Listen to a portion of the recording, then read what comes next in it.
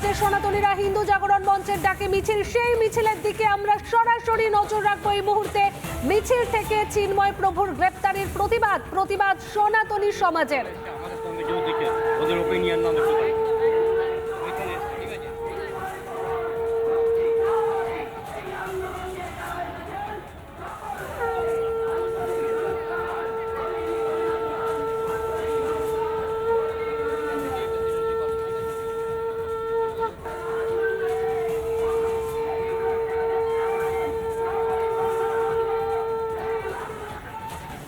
আমাদের দুই প্রতিনিধি ভাস্কর এবং ঐন্দ্রলা আমাদের সঙ্গে রয়েছেন। এই মুহূর্তে আমি চলে যাই ভাস্করের কাছে। ভাস্কর, আমরা দেখতে পাচ্ছি যেভাবে বাংলাদেশি হিন্দুদের ওপর অত্যাচার, তার আজ এপারেও পড়েছে, অর্থাৎ আমাদের দেশে।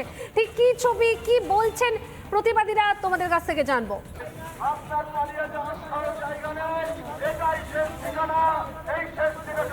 একদমই পায়েল, দেখো এই মুহূর্তে দাঁড়িয়ে শিয়ালদা স্টেশন থেকে বাংলাদেশ ডেপুটি হাই কমিশনের উদ্দেশ্যে রওনা দেবে এই প্রতিবাদ মিছিল।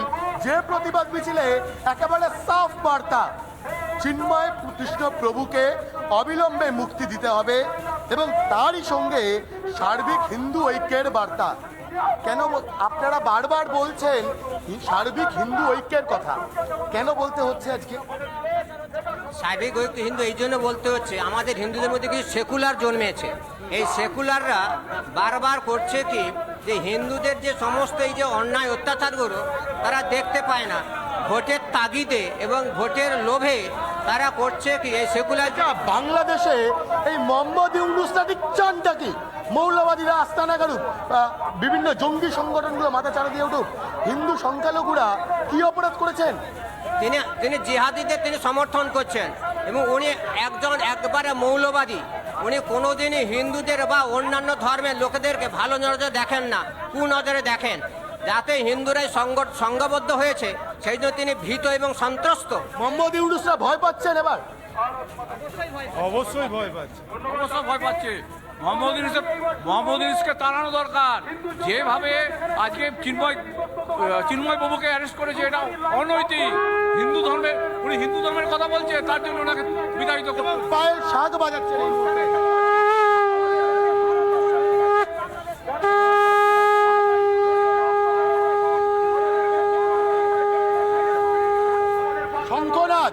শঙ্খনাদ একই সঙ্গে লাগাতার স্লোগান, অবিলম্বে চিন্ময় কৃষ্ণ প্রভুকে মুক্তি দিতে হবে এবং বৃহত্তর হিন্দু ঐক্যের বার্তা দিচ্ছেন প্রত্যেকে।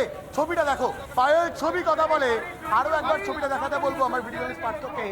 এই মুহূর্তে দাঁড়িয়ে বৃহত্তর হিন্দু ঐক্যের বার্তা। একদমই ভাস্কর, সেই ছবিটাই দেখছেন। আমাদের আরেক প্রতিনিধি ঐন্দ্রিলার কাছে চলে যাব। ঐন্দ্রিলা, পথে রাজ্যের সনাতনীরা শাক বাজিয়ে প্রতিবাদ চলছে, তারা বলছে চিন্ময় প্রভুকে মুক্তি দিতে হবে। ঐন্দ্রিলা, কি ছবি?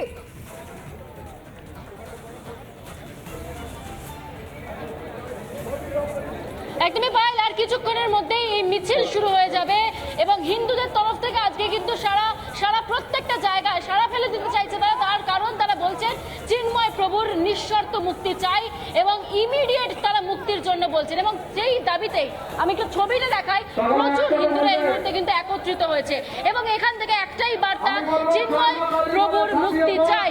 এই লড়াই করছি না, এখনই শেষ, পাশে আছি বাংলাদেশ। এইরকম বিভিন্ন প্ল্যাকার্ড দেখতে পাওয়া যাচ্ছে এবং এই মুহূর্তে ছবিটা তুমি দেখতে পাচ্ছ, একেবারে বিভিন্ন জায়গা থেকে একটাই দাবি উঠছে যে চিন্ময় প্রভুর মুক্তি চাই। তুমি ছবিটা একবার দেখো, এখান থেকে ঠিক ছবি উঠছে, তোমাকে আগে দেখাই।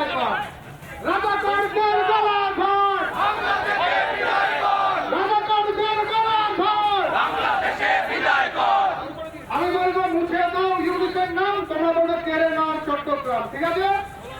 মুছে দাও ইউনূসের নাম, মুছে দাও ইউনূসের নাম। আমি বলবো প্রতিবাদ অনেক হলো, তোমরা বলো প্রতিশোধের ঝড় তোলো, ঠিক আছে? প্রতিবাদ অনেক হলো, প্রতিবাদ অনেক হলো। আমি বলবো দেখো, এভাবেই প্রতিবাদ হচ্ছে এই মুহূর্তে শিয়ালদা স্টেশনে। তার কারণ চিন্ময় প্রভুকে গ্রেফতারের 48 ঘন্টা কেটে গিয়েছে, কিন্তু কোনো উত্তর পাওয়া যাচ্ছে না মোহাম্মদ ইউনূস সরকারের তরফে। কেন তাকে গ্রেফতার করা হয়েছে, কি কারণে, এই প্রশ্ন তুলছে এই মুহূর্তে হিন্দু তারা, যারা আজকে পথে নেমেছে।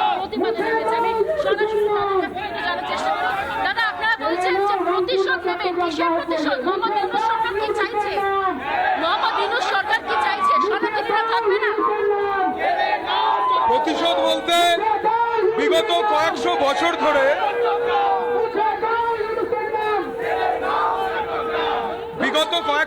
ধরে হিন্দু অত্যাচারিতই শুধু হয়েছে। এমন না যে বাংলাদেশ কি পাকিস্তান। আপনারা দেখেছেন দুর্গাপুজোর সময় কলকাতার বুকে এবং কিছুদিন আগে কার্তিক পুজোকে কেন্দ্র করে মুর্শিদাবাদের বেলডাঙ্গাতে যেটা হয়েছে।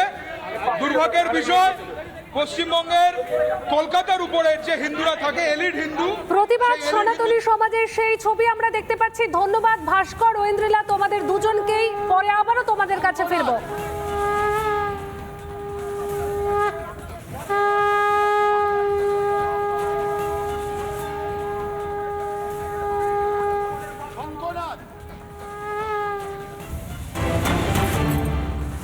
বাংলাদেশে হিন্দুদের উপর অত্যাচার, হিন্দুদের অত্যাচার নিয়ে চিন্তিত বামেরা।